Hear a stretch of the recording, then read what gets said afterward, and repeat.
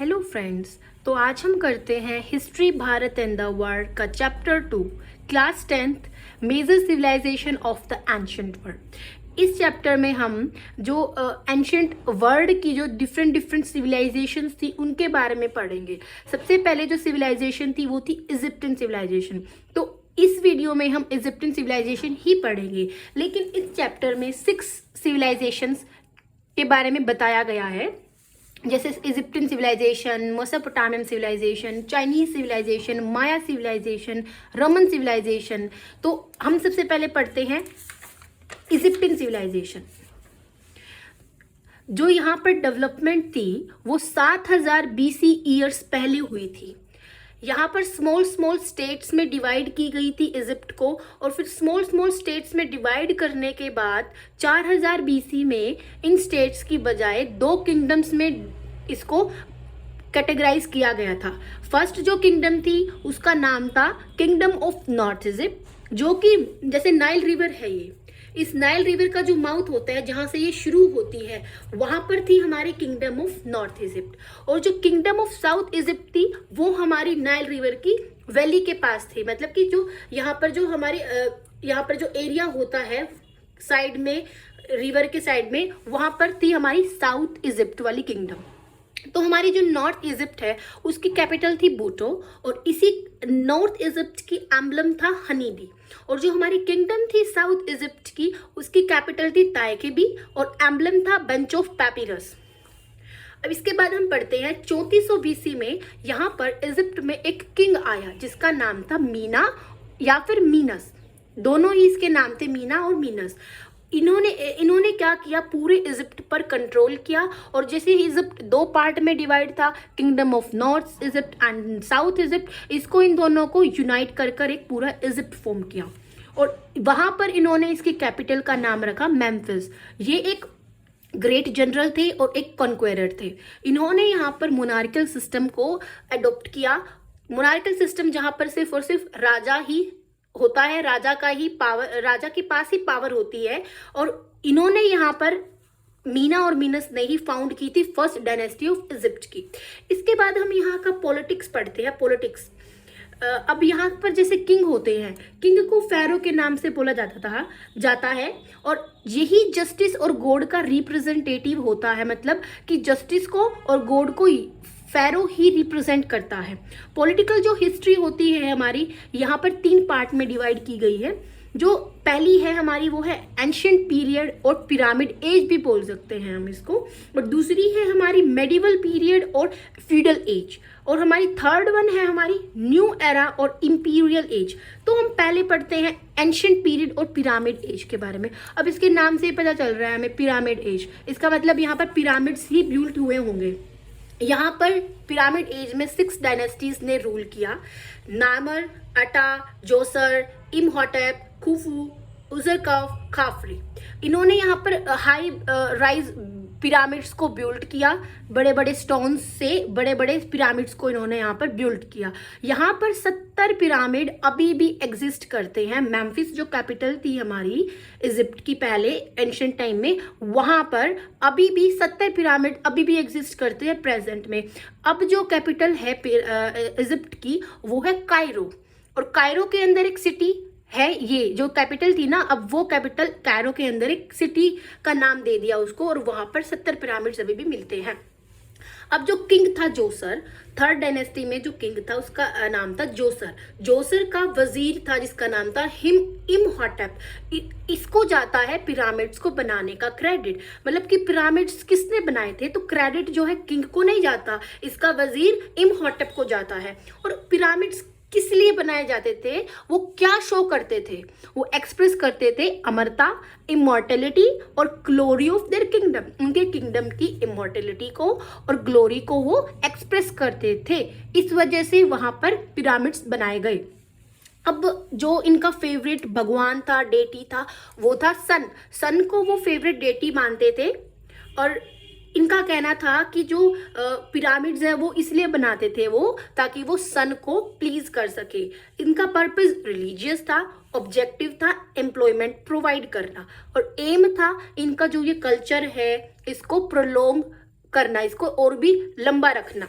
इसके बाद हम पढ़ते हैं पिरामिड एज के बाद फ्यूडल एज को। हमने पढ़ा था अभी पिरामिड एज में 6 डायनेस्टीज ने रूल किया, लेकिन इस डायनेस्टी में 5 डायनेस्टीज ने ही रूल किया था।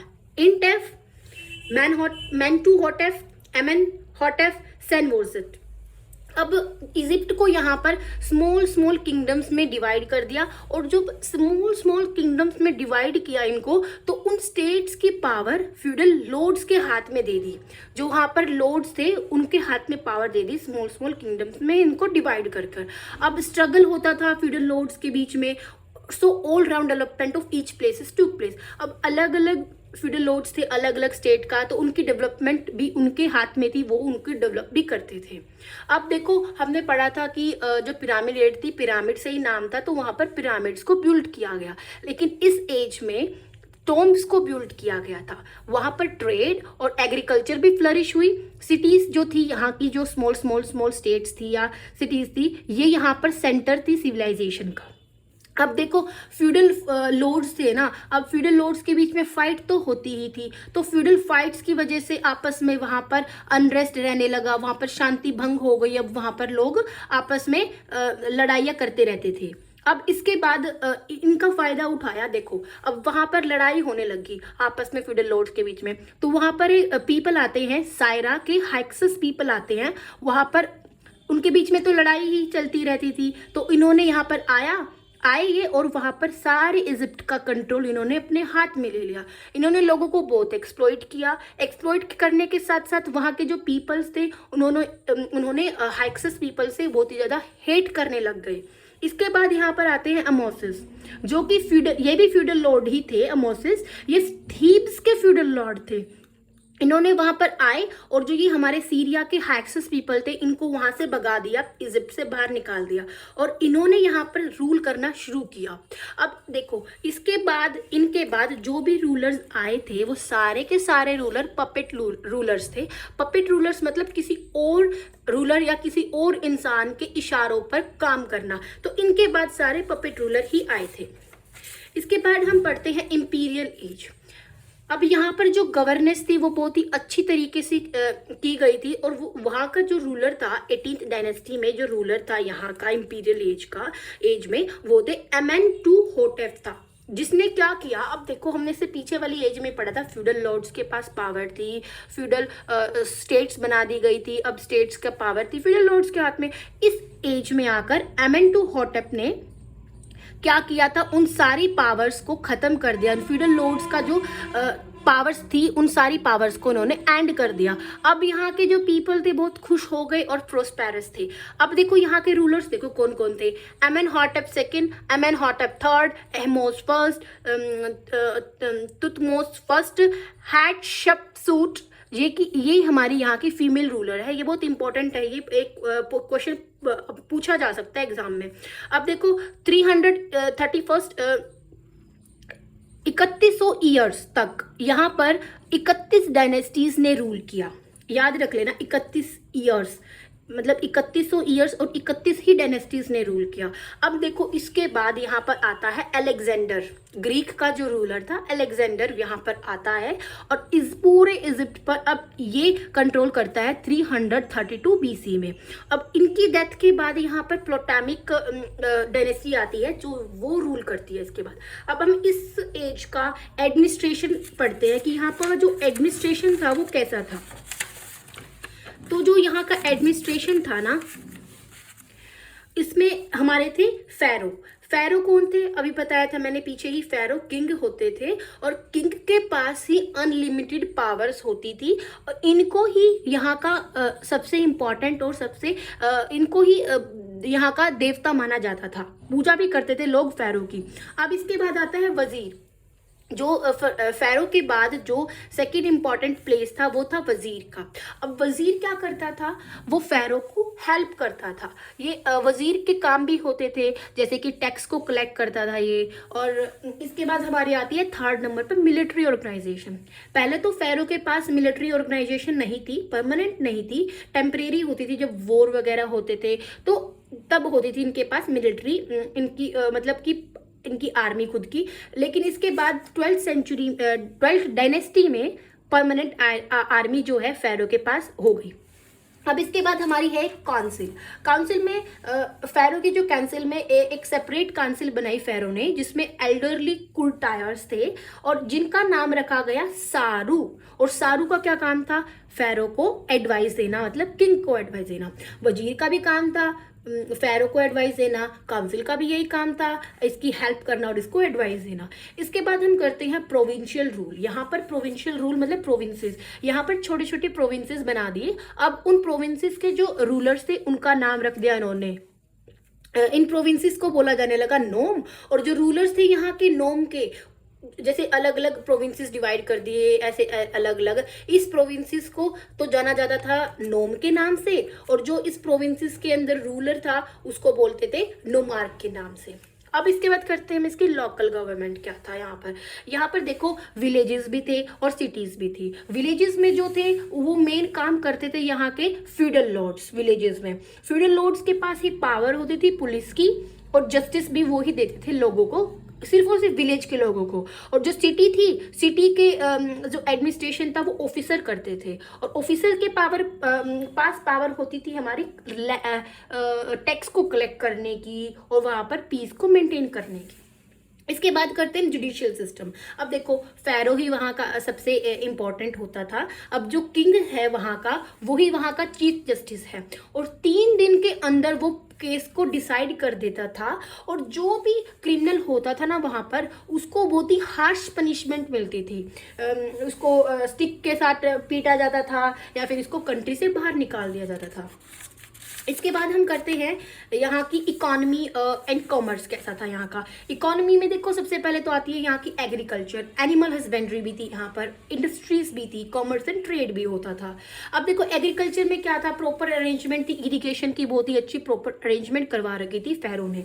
अब यहाँ पर एग्रीकल्चर में देखो, यहाँ पर वीट हो गया, बार्ले हो गया, कॉटन हो गई, फ्लैक्स हो गया, ये वहाँ के मेन प्रोड्यूस थे। और फ्रूट्स हम जैसे कि ग्रेप्स, फिग्स, डेट्स यहाँ पर प्रोड्यूस किए जाते थे फ्रूट्स। और इसके बाद अटेंशन, अभी बताया कि अटेंशन एग्रीकल्चर को सबसे ज़्यादा अटेंशन दी जाती थी, और इरिगेशन की अरेंजमेंट भी बहुत ही अच्छी थी यहाँ पर। अब एनिमल हस्बेंड्री, ये एनिमल्स को रियर करते थे, जैसे काव हो गई, शिप्स हो गए, डोंकी, कार्स, मोंकी, इन सबको ये रियर करते थे। इसके बाद इंडस्ट्रीज देखो यहाँ पर ना बहुत सारी इंडस्ट्रीज इन्होंने बना रखी थी। जैसे बहुत सारे लोग जो थे वो स्टोन्स को कट करने में स्किल्ड थे, आभूषण को बनाने में स्किल्ड थे, यूटेंसिल्स को बनाने में स्किल्ड थे, कॉपर और ब्रोंज वेपन्स बनाया करते थे जो कि वॉर में यूज करते थे ये, और ये वुडन के फर्नीचर्स भी बनाते थे। इसके बाद जो इजिप्टियंस थे वो बोट्स को और शिप्स को बनाने में भी बहुत ही ज़्यादा स्किल्ड थे, और इन्होंने पोट्री भी बनाना शुरू की, कपड़ों को भी वीव करना शुरू किया। और इसके बाद हम पढ़ते हैं यहाँ का कॉमर्स एंड ट्रेड। जो ट्रेड थी ना यहाँ पर, इंटरनल ट्रेड कह सकते हैं हम, वो नाइल रिवर की हेल्प से ही वो ट्रेड की जाती थी। अब इंपोर्ट जैसे स्पाइसेस हो गए, डाइज हो गए, ऑयल हो गया, पाउडर हो गया, सैंडलवुड हो गया, ये इंपोर्ट भी करते थे यहाँ से। तो यहाँ की ट्रेड थी हमारी नाइल रिवर की हेल्प से ही होती थी, जो यहाँ की सबसे मेन रिवर है। इसके बाद हम यहाँ का कल्चर करते हैं। जो यहाँ का कल्चर है इस एज का, यहाँ पे पोलिथिस्टिक कल्चर था। पोलिथिस्टिक मतलब कि जो लोग एक भगवान में नहीं बहुत सारे भगवानों में विश्वास करते हैं। यहाँ पर ये 3000 गॉड्स थे इजिप्ट में, और इस एज में, इस सिविलाइजेशन में ही नहीं, हर सिविलाइजेशन में, जितनी भी हम 6 सिविलाइजेशन पढ़ेंगे, सब के सब यहाँ पर नेचर की है जो वर्शिप करते थे। मतलब नेचर को बहुत ही ज़्यादा इंपॉर्टेंट प्लेस देते थे ये, और नेचर को भगवान की तरह वर्शिप करते थे ये। अब देखो यहाँ का हमने स्टार्टिंग में पढ़ा था, यहाँ पर सन को ये एक इम्पॉर्टेंट डेटी मानते हैं, और इनके इन्होंने नाम भी दे रखे हैं सन के, जैसे कि री, रा, होरस, अमीन। और जो नाइल का गॉड था उसको बोलते थे ये ओसिरिस, और जो स्काई का गॉड था उसको बोलते थे ये नट, और जो मून का गॉड था उसको बोलते थे ये सिन।